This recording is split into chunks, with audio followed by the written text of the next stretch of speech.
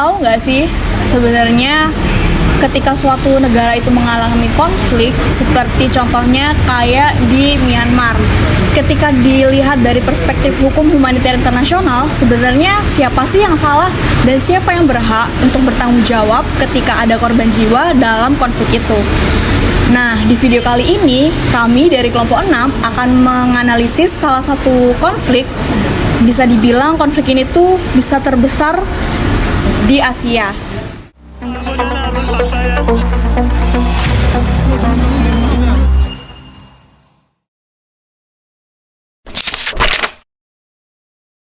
Baik, kita mulai dari awal.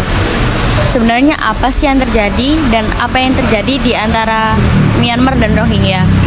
Rohingya sendiri itu adalah kelompok muslim minoritas yang tinggal di negara Myanmar, terutama di daerah Rakhine, dan mereka sudah tinggal di sana sejak lama. Tapi pemerintah Myanmar tidak mengakui mereka sebagai warga negara. Nah, hal ini tuh terjadi karena Undang-Undang Kewarganegaraan Myanmar tahun 1982 yang membuat Rohingya dianggap sebagai pendatang ilegal. Banyak laporan menyebutkan undang-undang itu secara efektif menjadikan Rohingya tanpa kewarganegaraan. Konflik besarnya terjadi di tahun 2012 yang mana mulai ada konflik antara warga Rakhine Buddha dengan warga Rohingya. Bahkan di beberapa penelitian itu juga menyebutkan bahwa sejak di tahun-tahun ini Rohingya itu semakin rentan untuk ditangkap, dianiaya dan dibatasi geraknya oleh aparat Myanmar. Terus ada puncak kekerasan yang terjadi di mana tahun 2016 sampai 2017, yang mana kala itu tentara Myanmar atau Tatmadaw melakukan operasi besar yang disebut sebagai operasi pembersihan di desa-desa Rohingya. Menurut laporan PBB sendiri, operasi tersebut itu mencangkup pembunuhan massal, pembakaran desa, pemerkosaan, bahkan pengungsian paksa dalam jumlah yang besar.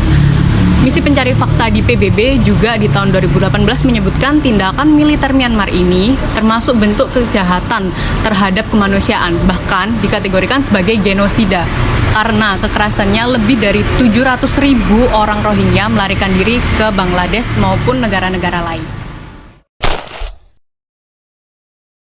Si pihak yang terlibat dalam konflik ini ada beberapa aktor penting, yaitu yang pertama ada Tatmadaw, tentara Myanmar yang melakukan operasi militer.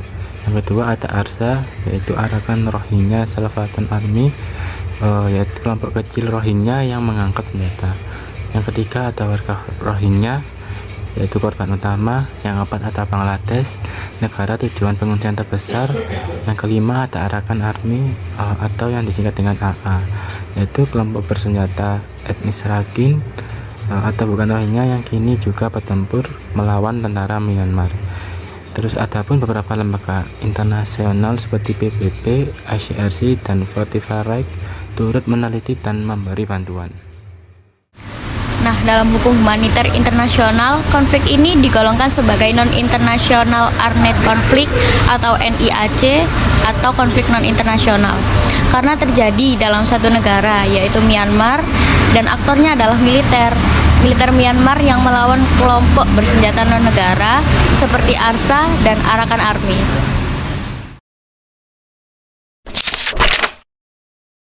Sebelumnya pada humaniter sendiri ada beberapa prinsip yang harus dihormati oleh seluruh pihak dalam konflik. Sebab bertujuan untuk melindungi hak-hak warga sipil dalam konflik Rohingya. Banyak laporan internasional menunjukkan bahwa sejumlah prinsip ini tidak dipatuhi oleh militer Myanmar. Berikut adalah pelanggaran-pelanggaran utama yang menurut HAI. Yang pertama adanya prinsip pembedaan atau distinction. Jadi PBB melaporkan bahwa tentara Myanmar menyerang desa-desa Rohingya dan membunuh banyak warga sipil. Dalam laporan PBB menyebutkan adanya pembakaran ratusan desa dan pembunuhan warga yang tidak terlibat konflik. Yang selanjutnya yaitu adanya prinsip proporsionalitas. Respon militer Myanmar dianggap sangat berlebihan. Serangan mereka menyebabkan kematian massal, kerusakan desa, dan pengungsian besar-besaran. Menurut laporan PBB, jumlah korban bisa mencapai ribuan. Yang ketiga, adanya prinsip kehati-hatian atau precaution. yang dimana yaitu tidak ada upaya evakuasi warga sebelum operasi militer besar digelar. PBB menilai tindakan militer Myanmar dilakukan dengan pengabaian total terhadap kehidupan manusia. Yang keempat, adanya pemindahan paksa atau forced displacement, yang dimana yaitu lebih dari 700.000 orang Rohingya mengungsi ke Bangladesh. Ini dianggap pelanggaran serius dalam hukum internasional. Yang terakhir yaitu adanya akses bantuan kemanusiaan, yaitu banyak laporan menyebut bantuan kemanusiaan untuk Rohingya ditolak, dibatasi atau dihalangi oleh militer Myanmar.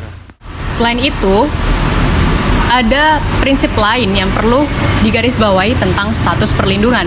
Banyak warga Rohingya yang telah melarikan diri akibat kekejaman yang telah terjadi, sehingga mengakibatkan mereka mengungsi di negara tetangga maupun di negara Myanmar itu sendiri. Menurut hukum humaniter internasional, pengungsi memiliki status yang diatur secara khusus dalam protokol dan konvensi pengungsi di 1951. Yang menegaskan hak-hak dasar negara dan kewajiban negara untuk melindungi mereka dari pengusiran paksa dan kekerasan. Bahkan, terdapat pula ada kategori yang disebut sebagai interniran, yang mana mereka ditahan atau dipenjarakan oleh pihak berwenang tanpa adanya proses hukum yang adil. Dalam kasus Rohingya sendiri, terdapat laporan mengenai penahanan massal dan penindasan terhadap individu tertentu. Kasus Rohingya memicu perhatian dunia, di mana PBB menuduh militer Myanmar melakukan pelanggaran berat dan meminta akuntabilitas internasional. Gambia, negara kecil di Afrika, menggugat Myanmar ke ICJ atau bisa diartikan sebagai International Court of Justice atas dengan pelanggaran konvensi genosida. ICJ kemudian memerintahkan Myanmar untuk melindungi Rohingya dan menghentikan kekerasan. Lembaga HAM seperti Human Rights Watch dan For the Right terus melaporkan dugaan baru pelanggaran hukum humaniter sampai tahun 2024 dan 2025. Sebagai part terakhir dari analisis terhadap konflik Rohingya di Myanmar ini, kelompok kami ingin memberikan sedikit opini atau pendapat bahwasanya terdapat hal-hal yang perlu kita ketahui. Selain menjadi masalah politik di Myanmar, konflik Rohingya itu juga merupakan masalah kemanusiaan secara global. Pelanggaran hukum humaniter yang terjadi itu sangat berat dan hingga kini belum ada penyelesaian yang efektif dalam menyelesaikan konflik Rohingya ini. Nah, kami menilai bahwasanya upaya internasional, terutama dari PBB dan juga ICJ, itu tetap penting, tetapi masih belum cukup efektif atau kuat untuk menghentikan kekerasan dan juga melindungi Rohingya secara menyeluruh. Nah, perlindungan warga sipil dan akuntabilitas hukum itu harus menjadi prioritas pertama. Dari analisis kelompok kami yang sudah dipaparkan oleh rekan-rekan saya sebelumnya, kita dapat memahami nih konflik Rohingya di Myanmar dari sisi hukum humaniter internasional. Video ini kami harap bisa menambah wawasan teman-teman dan juga bisa menambah pengetahuan tentang teman-teman tentang konflik Rohingya di Myanmar, dan juga dapat membuka mata kita lebih lebar agar terus peduli dengan isu kemanusiaan di sekitar kita.